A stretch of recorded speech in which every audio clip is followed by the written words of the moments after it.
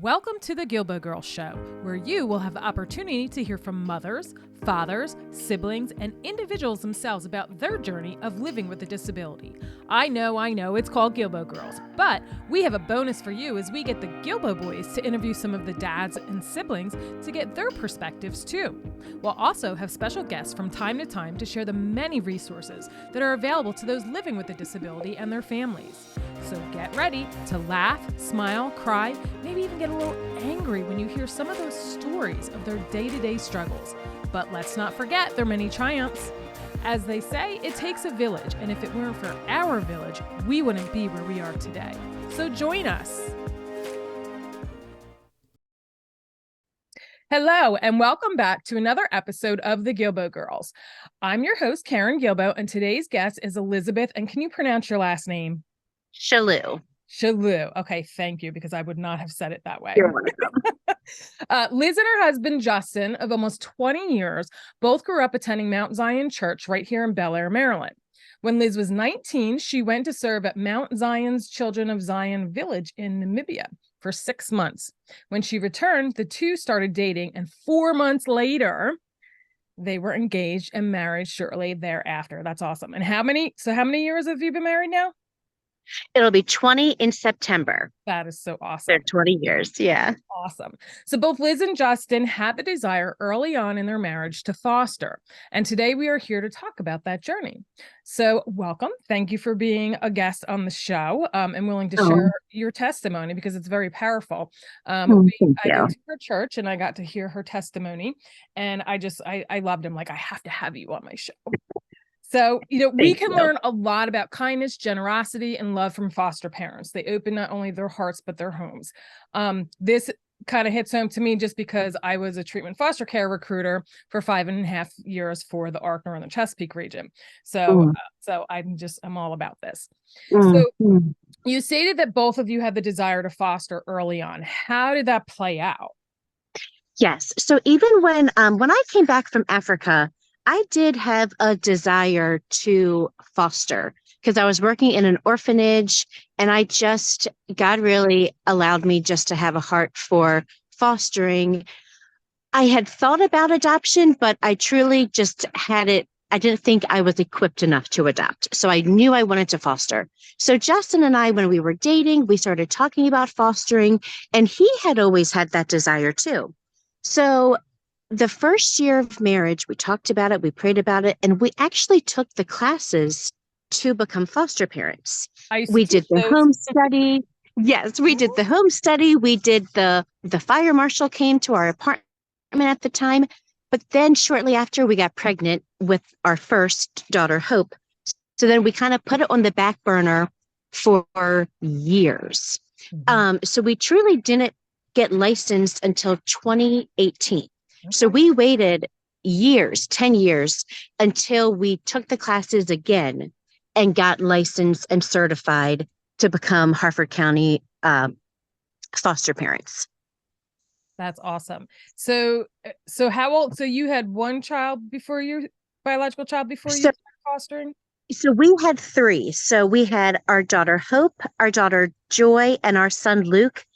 And when Luke was in kindergarten, Hope was in 6th grade, Joy was in 5th grade, Luke was in kindergarten. That's when I stopped working my full-time job at the nursing home. And I became a stay-at-home mom, and we took the classes that spring because we knew that we wanted to get licensed for infants. So we chose to do 0 to 2, but we had a heart to foster babies. And in order to foster babies through Harford County DSS, they really like you to be a stay-at-home mom because some of these babies might come to you and you might have to do doctor's appointments, and they just want you to start them just with as much success as possible. So I became a stay-at-home mom. We took the classes and we were so excited. Like, even when we were taking the classes, like our family, even our kids, Hope, Joy, and Luke, they were so excited that babies would start coming to our house. And we were so innocent and so naive in the very beginning. But we were just so excited to finally have a goal that we set years ago take shape, and we finally were so excited to become foster parents. That's awesome. So tell us what it was like to get that first foster child in your home, but more importantly, tell us her story and where she is today when it comes to Faith. Okay. So Faith, who is our daughter, was our first foster baby.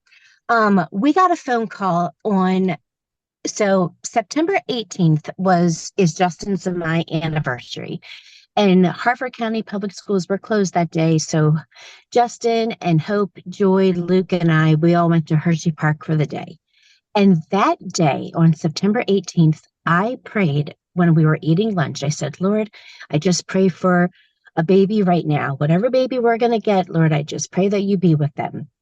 And I didn't think anything of it because we were licensed in July, but we hadn't gotten a call for a baby. And it was already September. So my personality is just I really wanted to get a baby. Uh-huh. So that was September 18th. 5 days later, I get a phone call from my worker at the time, Brenda. And she said, Liz, I have a baby for you. And she was giving me all the information of Faith. And she said she was actually born in Cecil County, but her biological mom is a resident in Harford County. So she will be placed with a Harford County home. Would you want her? But they just didn't have any of the family history at that time yet. So she just said, all we know is that she's a substance exposed baby and she is in need of care. Mm-hmm. And I just assumed the baby was born that day. And then Brenda said she was actually born on September 18th. And I said, oh my gosh, No I prayed for a way. baby on September 18th. So the fact that Faith, I know, the fact that Faith was born on our anniversary was so special to Justin and I. And it was so special to Faith's biological mom. She needed that sign. She needed that comfort to know that this date is just a very special date.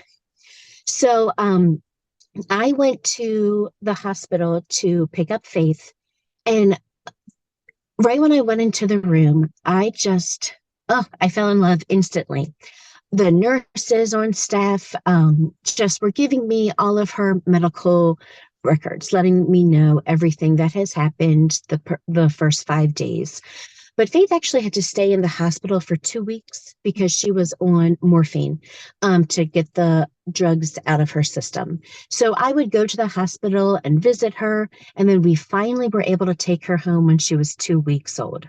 So at discharge, the doctor told me to do skin to skin with her, do everything I would like I would do with my biological children.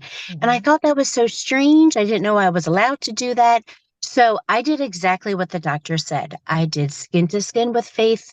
Justin did skin to skin with Faith, and all of our kids, Hope, Joy, Luke, we all did skin to skin with her That's those so first special. those first few months. And I'm so thankful that we did because we had no idea when we brought her home that her plan would go adoption. So I'm just so thankful that I listened to the doctor and that we treated Faith just like I birthed her. Mm-hmm. So fostering opened up my eyes to realize you do not have to birth a child to have this unconditional love for them. So yes, those first few months, Faith was not a typical drug exposed baby. Okay. Faith was such an easy baby. Even like the classes would warn us that some of these drug exposed babies, they are hard, they are tough, Faith had no signs of that. She just was hitting her milestones on time. We were just all so impressed that this was a quote unquote foster baby. Like things were just so easy. She always was just such an easy baby. And we just all fell in love so quickly with Faith.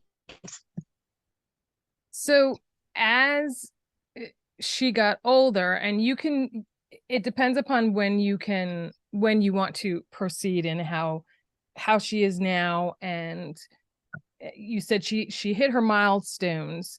Now, is there any other underlying or anything going on with her now? It's so, so Faith's biological mom, she would have a 1 hour visit every week through Harford County DSS. And the social worker would be at that visit. But Faith's biological mom actually asked me to stay for the visits. Okay. She was just a young woman just struggling. And I was so thankful that she asked me to stay. I would just turn on Lauren Daigle worship songs, and we would have that in the background. And her and I just would talk. I got to know her. She got to know me. Um, and I asked a lot of questions. I asked Faith's biological mom and Faith's biological grandmother if there was just any mental health background that was in their family. But thank God there was not. It just Faith's biological mom just had an injury and she started on prescription medication, and it just turned into just a very Addiction. deep addiction. Um, so I loved Faith's biological mom so much. She could have she could have had other choices to make, and she chose to keep this pregnancy. So I have always told people Faith's biological mom and my other daughter, Glory's biological mom, they are heroes to me because they knew the lifestyle that they were living, that their babies would be taken from them. Mm-hmm. So, but she chose to deliver Faith, and it made me just love Faith's biological mom so much. Much even more. So we, so, Faith went to all of her well visits. Everything was going on track. It's kind of funny. Justin and I have said Faith has hit her milestones quicker than our three biological children. So, like, you would never know she was a quote unquote foster baby. Even my mom said at one point years ago, Faith is my smartest grandchild when she was like 3. Like, out of all of the grandkids at 3, Faith was like the smartest one. So it is just a miracle. It is truly a miracle that Faith is just where she is to this day. So now she's 5 years old. You would never know that she was a drug exposed baby. You would never know. She'll start kindergarten in the fall. Faith has just the biggest heart possible. Mm-hmm. Faith reminds me, so Faith looks a lot like my oldest daughter, Hope, Okay. to where, like, at Christmas time, when we pull out Christmas ornaments, when we look at baby pictures, we cannot tell which one is Hope and which one is Faith. So they look so much alike. And it is so funny. There's times, like, even when me and Faith are out, people will say, when we're at Target or Walmart or anywhere, they'll say, she is your Minnie. And it's so, like, Yeah. Faith has a lot of my mannerisms and characters. And so she is such a thriving 5-year-old girl who just loves her family. And we are still an open licensed foster home. So we still take in placements 0 to 2. But the past 2 years, we've done a lot more respite. We've Mm-hmm. only had one full-time placement the past 2 years, but we do respite very frequently. And And I that's really, so important. yes, I am so if they call us for a baby, then we will say yes.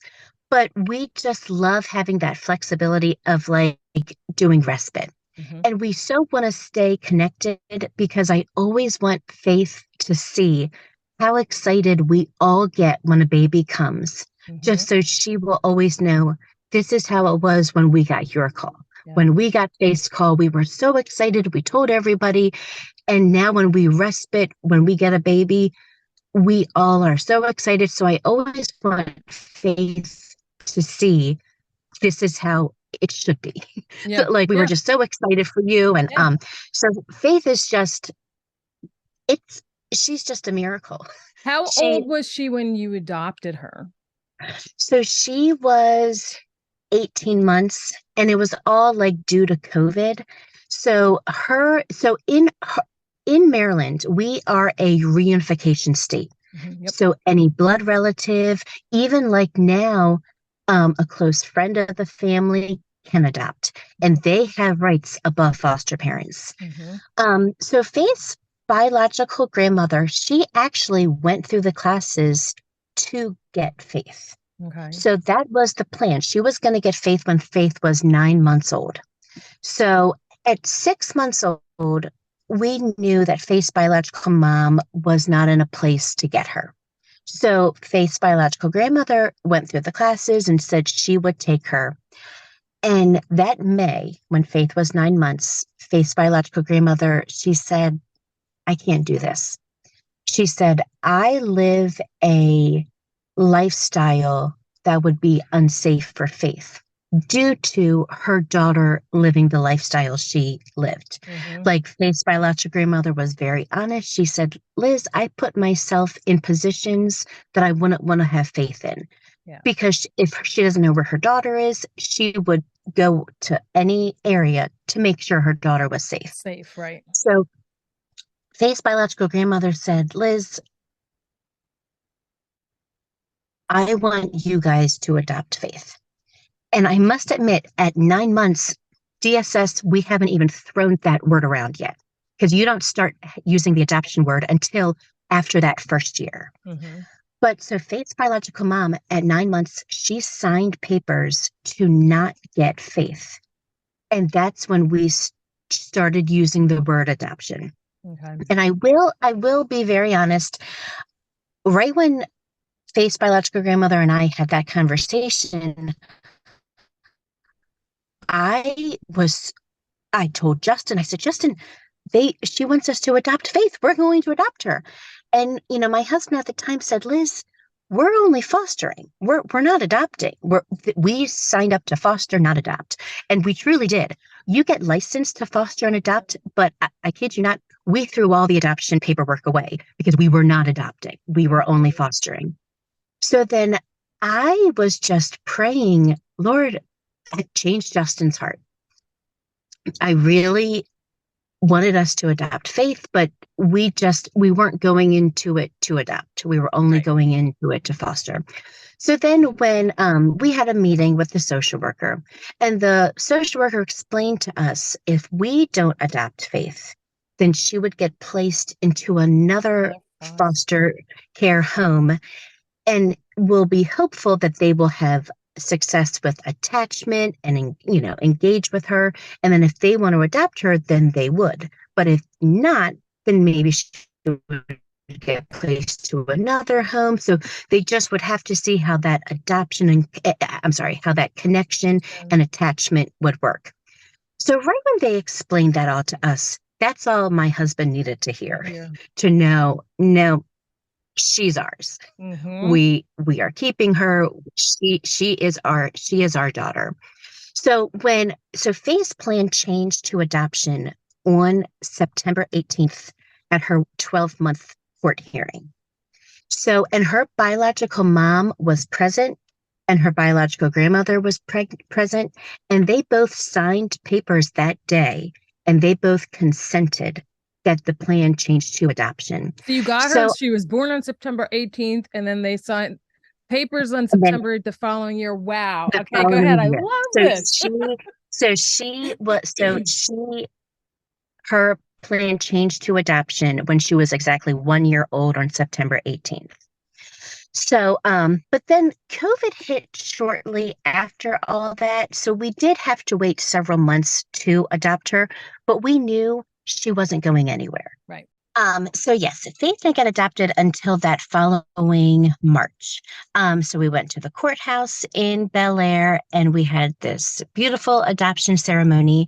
And I wanted just to do something special since she was now legally adopted. So I wanted to just do something that we couldn't do while she was technically a foster child.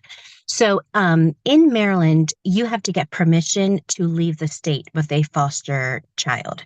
So, every time we went on vacation, even when we went to Ocean City, when we would cross into Delaware, I would have to get permission. When we would do like day trips to Lancaster, I would have to get permission.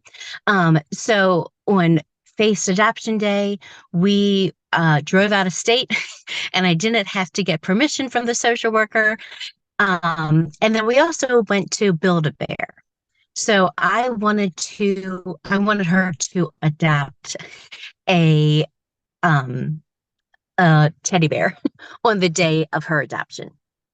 So but that day it was so special, and Faith's biological grandmother knew the day that we were adopting her. I sent her pictures. She did not come. She didn't feel like it was necessary for her to be there, but she has been along every step of the way. So Faith's biological grandmother and we still text monthly. Um, we are still very much connected in each other's lives, and I'm so thankful for that healthy relationship that we have. Yeah, because that's important. That's very important. Absolutely. So your family grows once again with Glory. So can you share her story with us? Yes. So Faith turned 1 September 18th, and then 1 month later, October. So October 9th, Glory was born. So I get a phone call from Brenda, my social worker, again, October 9th. And she said, Liz, we have another baby. Do you want her? And I said, yes, yes, yes, yes. I want her. I want her.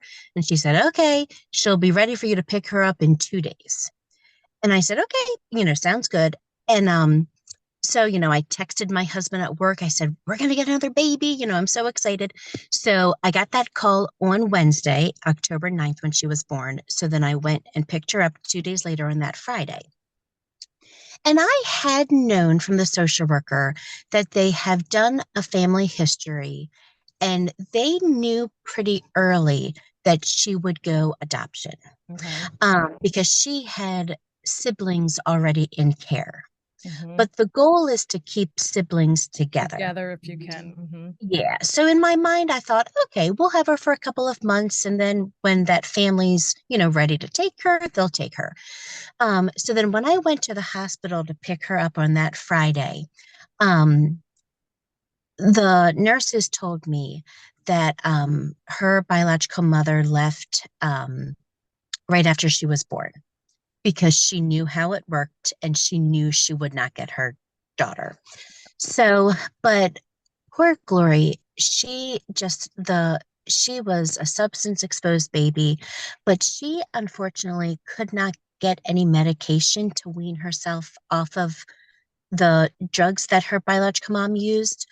So Glory was an extremely tough baby. Hmm. Just the drug of choice her biological mom used, she couldn't have any medication to wean herself off. So she had to wean herself off herself. Oh, So poor Glory, those first 5 months, Glory was either sleeping or screaming. There was no in between. And poor Glory, she would itch herself, and it broke our hearts just how much she was affected by yeah. this. But so when I went to the hospital to pick Glory up, the nurses were very honest and said, she's going straight adoption. And I said, oh, yeah, yeah, yeah, I know, but I think a family's going to be ready for her. But I found out, I picked her up on a Friday. I found out later on that day that the family who had her biological brothers, they were not in a position to continue to grow their family. So DSS, was very honest and said, listen, we know she's going adoption. She's yours if you want her. And I said, yes, I want her. I want her. So I literally texted Justin. I said, Justin, this baby's going adoption. She's ours. And we kind of knew how the system was working at that time. And Justin said, well, I can't wait to go home and meet her. So Oh, it was all just very fast how quickly it happened. So her plan changed very quickly to adoption. But then again, it was in the midst of COVID. So the courts were closed for several months. So we had to wait several months to finally adopt her. But her plan changed to adoption very quickly. And we knew she was not going anywhere. We Hmm. just kind of had to be patient and wait until the courts opened up after COVID in order to adopt her. But we knew literally the day I brought her home, she was going adoption, and we were the family that was adopting her. And it's so funny that foster and adoption world, it's always changing. There's always so much that goes on. So when we try to explain it to our families and friends, it's so confusing Right. because they're like, I would say, oh, yeah, we're adopting Glory.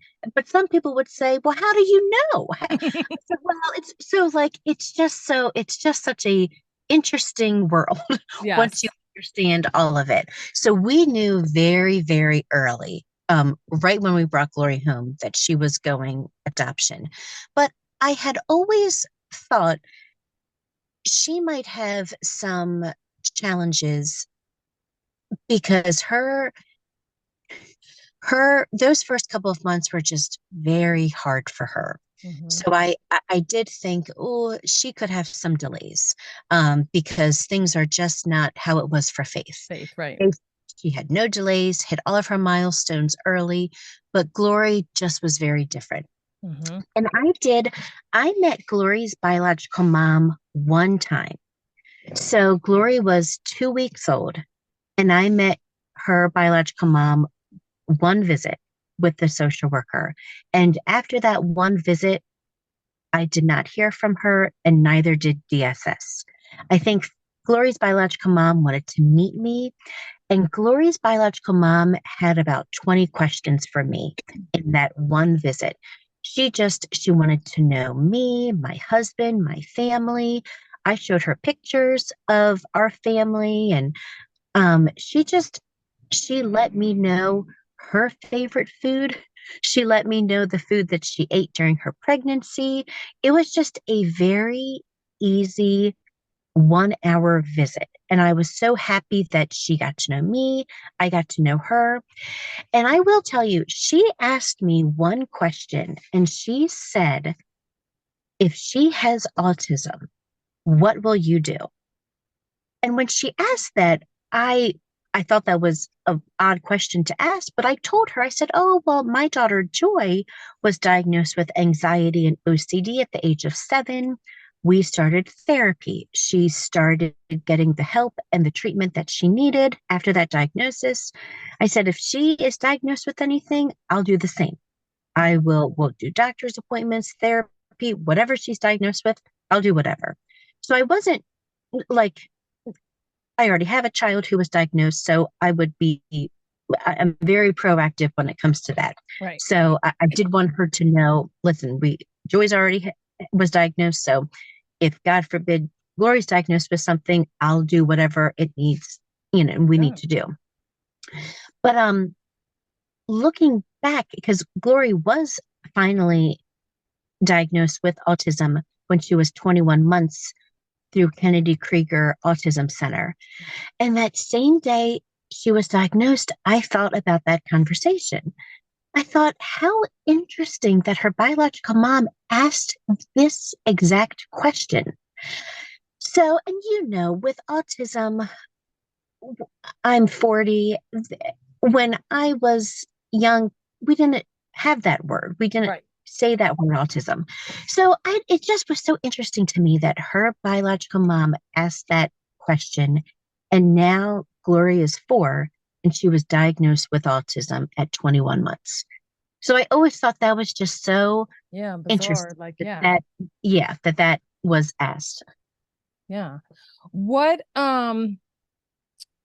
so I know both Faith and Glory have very similar backstories when it comes to their biological mothers. Would you be willing to share more about that? Yes. So both Faith and both Glory, they so Faith was our first foster placement and Glory was our second foster placement. And they both went adoption. And even our social worker said, she has now retired, but she said, I've been working here for 30 years. I've never seen this. I've never seen someone's first two placements go adoption. So I remember she said, God plucked these two and gave them to you To and you. Justin. But so both Faith and both Glory, both of their biological moms, just were young women, who, um, were substance exposed. They both were, living that lifestyle. But the more I got to know about substance exposed use, it really let me think about, you're just using that from maybe a childhood that was traumatic. Yep. So I know that they were only doing what they thought they could to just numb whatever feelings that they were going through and just to keep on going with this very hard life they both had. But both Faith and Glory's biological moms, um, both Faith and Glory's biological dads were unknown. Okay. So Harford County DSS, they did the research, they put an ad in the paper, they questioned people. But so on record, both of their biological fathers are unknown. So 3 years ago, Faith's biological mom passed away. And when I got that phone call, I cried for 6 days straight. I could not wrap my mind around this. I had like a fantasy in my mind that Faith's biological mom would heal and she would be able to see Faith grow, and we would have this life together that they've kind of shared in the classes. Like, because, that's the goal. The goal is for adoptive families and biological families to come alongside of each other and support the child together in a healthy way. So when I found out Faith's biological mom passed away, I could not stop crying. I was just so sad. And then literally 2 weeks later, I get a phone call and say that Glory's biological mom passed away. And again, I was so sad. And I said to the social worker, I said, I need to talk to another foster mom. What other foster mom has gone through this, that has lost a biological parent of their child? Like, I need to talk to someone. And at that time, the social worker said, I can't think of anyone. I don't know.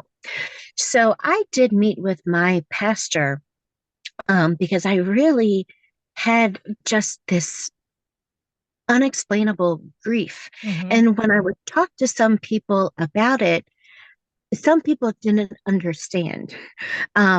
Like, how are you grieving this much? You weren't close to them. Like, you didn't see them. You Like you're weren't. you're grieving for your babies that lost their biological mom. Yes, I I just loved these women so much, and I loved my two girls so much, and I just was so sad that this was the outcome, Mm-hmm. um, of their life, that they both passed away. But then, after I talked to my pastor, and after it took me many, many months to heal and to like start talking about it, I just realized this was not about me. Like, I wanted this life of them to get healthy and come alongside of me. But it really resonated with me. This life was so hard for them. Mm-hmm. And it would be hard for them to, every birthday, every holiday that would come, they want to be with their biological daughter. Mm-hmm. So it really dawned on me, this life would be too hard for them to Mm-hmm. continue. And me sending pictures of them, of how good their biological daughters were doing, that would be just a wound that would just keep on reopening and reopening. So I really, really had to dig deep in my faith to know I had to accept that this was part of the plan Hmm. for them to unfortunately pass away. But I am just so thankful that they both chose life for both of their girls. Girls, They didn't have to, and they did. So they truly are just two of my heroes. And I love them both so much that they birthed both Faith and Glory. now, did you have any contact or any relationship with Glory's grandparents or anything like that? No, I did meet her biological grandmother one time, but she was not in a place to be available to get her because she couldn't get her other grandkids that were already in care. Okay. So she unfortunately just was not able to provide in that way. Hmm. Um, but I am so thankful that I got that one visit with Glory's biological mom, Hmm. just so I met her and she kind of shared with me her favorite foods and you know, it was so funny. There was one visit I had with Faith's biological mom, and I forgot to give Faith breakfast at the time. So I said, oh, you know, I'll bring it with us and she can, you know, Faith's biological mother could feed her breakfast. So I brought Faith a banana and strawberry yogurt. And Faith's biological mom brought that same exact breakfast for her. And I'm like, oh my gosh, like they're both eating, you know, they're both eating the same thing Yeah. for breakfast. And even like Faith's biological mom told me she liked green beans. Green beans is Faith's favorite Favorite. vegetable. And even Glory's biological mom said that she loved Chinese food. Glory loves Chinese Chinese food. food. So it's Yeah. just the little pieces And of mhm. information that I have about their biological mom that I'm so happy that I had, Yeah. that I had this, because there's still to this day, there's questions that I have. Um, and I may never know those answers. So Yeah. I'm so thankful that I met both of them. And I'm so thankful that they both said yes to this pregnancy. And I'm so glad that I met both of them. Yeah. So how old, as of today, how old are all of the kids? Start Okay. So my oldest, Hope, is 16 16. and Joy is 15. Okay. Luke is 11. Faith is 5. And Glory is 4. Okay. And, and I will tell you, so after you know, when Faith's plan changed to adoption, we knew Glory would go adoption. We did talk to like Hope, Joy, and Luke.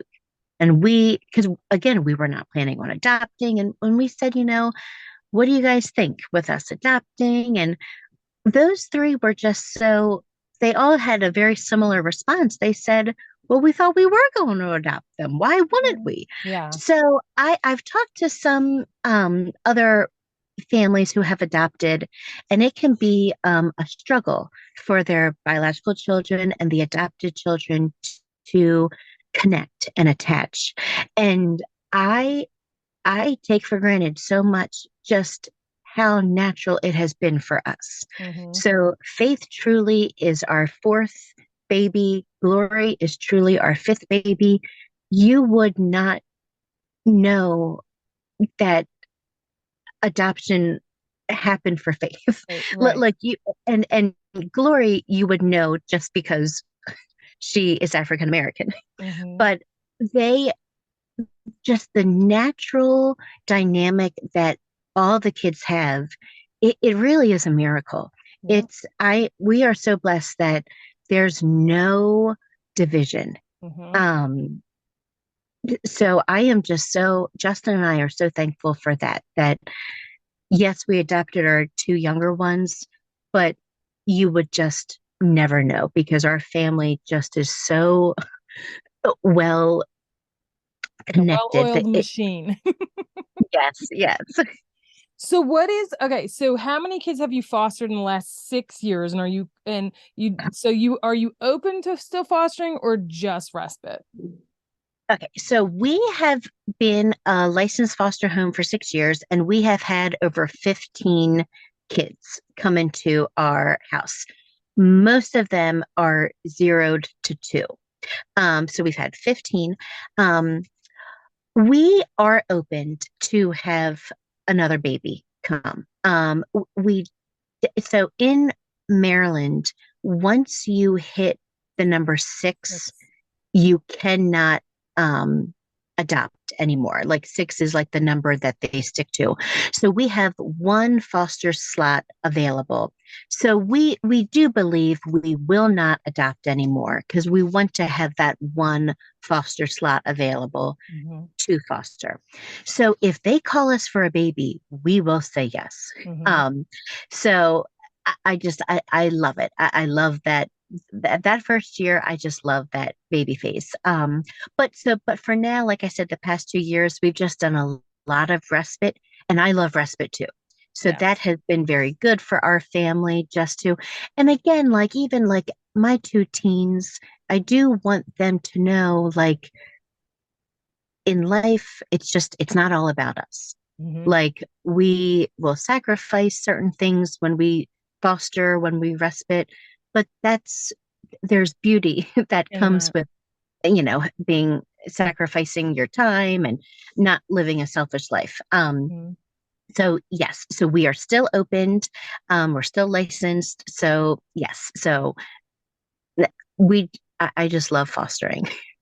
So, for someone who's considering becoming a foster parent, what would you want them to know? Is there one thing that you wish someone would have told you before fostering, whether, the good, the bad, and the ugly?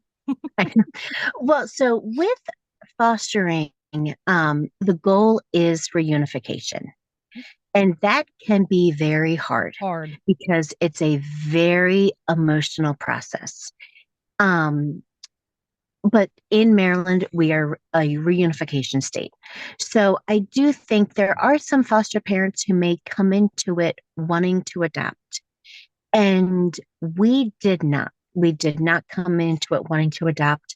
So it was such a beautiful surprise when both our girls went adoption. Um, so that can be very hard for foster parents when you might think a case is going adoption, and then and truly in the 11th hour, a blood relative comes forward. And every time that blood relative will trump a foster parent. And Mhm. that, oh, even saying it, that's very hard. It's very Yeah. hard as a foster parent to accept. But that's the way that foster care works. Hmm. Um, but I, fostering just opened up my eyes to love and unconditional love. I lived a very sheltered life growing up. So did my husband. So when we started fostering, we just saw a different world that we both did not know No. growing up. Hmm. So just getting to know Faith's biological mom, Faith's biological grandmother, it just really dawned on me just how not everyone has it easy. Hmm. And I'm so thankful that they can say their experience with the system was a healthy one, because not every experience is a healthy Healthy one. situation. Hmm. Um, so it can be hard for foster parents because if you want to adopt, you do want that plan to go adoption. And if it doesn't, there's a lot of emotions, a lot of disappointment. And thankfully, we've had placements that have gone to a healthy family member. And I still get pictures, I still get updates on them. So that is so good. But not every child may go to a healthy situation. So it can be just a very emotional Roller process. coaster. Yeah. Yes, yes. And I got a plaque that said, God's timing is the perfect timing. And because over COVID, I was just so sad. Like, oh my gosh, the courts are closed. Like, we were supposed to adopt Faith that March. So COVID hit March 15th, Hmm. and we were supposed to adopt Faith March 17th. So courts closed that Monday. And I'm like, oh my gosh, we were supposed to have court in 2 days. It's so we had to wait a whole another year Mhm. before we could adopt Faith. Mhm. So that whole time over COVID, I just was like, oh my gosh, this is so frustrating. But God's timing is perfect. Yeah. And in the moment, when things happen in the time frame we don't want them to, we don't think that. Uh-huh. So looking back, it really has let me know God's timing is perfect. Yeah. So it just allowed our family more time to connect, more time to grow together. um, COVID was so good for our family just because Faith was 18 months, Glory was 6 months, and Hope and Joy were in middle school. So even Hope and Joy say they were never bored over COVID. There I'm was sure. always something to do. Faith wanted to play with them, Glory wanted to play with them. I loved it because Uh-huh. we all just, that time together just was so good for our family. Yeah. So Definitely bonded. So before we wrap up, is there anything else that you want to share or any advice you want to give? so so with Glory having autism, I after she was diagnosed with autism, because she still wasn't adopted at the time, the social worker said, all right, are you still going to adopt her? What do you want to do? And I said, oh my gosh, yes, she's my daughter. Like not by the state of Maryland, but she is my daughter. So when she was diagnosed with autism, Kennedy Krieger told us she had to start ABA therapy, OT, speech, all of the therapy for her just to kind of get to the best place for her. But I really grieved that autism diagnosis for many, many months. And I remember, like, I told my husband, Justin, I said, I don't want to be a special needs mom. I didn't sign up for this. So God really had to work on me. Um, I, he, like, I remember thinking to myself, I said yes to faith. And now, will I not say yes to Glory because she has autism? So God really did a very deep work in me. And for months, I was grieving her diagnosis, and I just was sad, thinking this is going to be my life. Mhm. Like when Justin retires, we're going to always have Glory. Like I was really having a very unfortunately long woe is me moment for Mhm. months. And my husband, Justin, was like, what are you talking about? Like, Liz, Glory has given our family, Glory has shown our family so much through her diagnosis. We have seen our four older children, Hope, Joy, Luke, Faith, show Glory love in a way that we would have never seen if Glory wasn't diagnosed with autism. Mhm. Justin and I have gotten closer in our marriage because of Glory's autism. So I really had to start praying, Lord, help me see Glory the way that you see her. Give Mhm. me new eyes, give me a fresh attitude. I needed that attitude adjustment very fast. And I am so thankful because now with Glory at 4, there is beauty in this lifestyle. There Mhm. is beauty in autism. There is beauty in being a special needs mom. Mhm. And 2 years ago, I would not have said that. I was Mhm. still in my own pity party that Mhm. this was happening. But Mhm. now God truly has given me eyes to see Glory and given me um, a life that is just beautiful with autism. I am not overwhelmed by her diagnosis anymore. I am truly learning just to take life day by Day by day. day. Mhm. Um, because I have a very type A personality. I need to keep seeing growth. I need to keep seeing goals. And for Glory with autism, her milestones and growth take a lot longer. Longer. Mhm. And I have had to accept that and see the beauty in that. Mhm. Yep. Um, And you're gonna have periods too where you're gonna grieve all over again at different ages. And because that's what I've yes. been faced now, 20. And it's like, oh my gosh, there's times where it just hits you. It's like, oh, yeah. Yes, yes. And I remember Justin said to me the day of diagnosis, Justin said, Glory is the same girl she was yesterday and the same girl she is today. Like for Justin, it was just so simple. It Hmm. wasn't, he wasn't even fazed by it. But for me, I just had a lot of deep grief that I had to work through. Hmm. And God really has done a lot in my life to get to a place now to where I look at Glory the way that God wants me to look at her. Hmm. So I am I never would have thought I would say I'm so thankful to be a special needs mom and for autism to be a part of our family. But God has done such a tremendous work in our family. And I would not see certain characteristic traits out of my older kids, out of my husband, if Glory wasn't diagnosed with autism. Right. So I am just so thankful for the support that our family has gotten so close through fostering, through adoption. Mhm. So I am so thankful for both fostering and adoption so much. Oh, I love your story. I love it. Thank you. So, as a token of appreciation for being a guest on the show, I gift all my guests with my intent token where I stamp their word one letter at a time into the token and put it on a bracelet No. or a keychain. So, with that being said, what would be the one word that's most meaningful, or, it could be any word, a word that you can look at Mm. every day for you to be reminded of?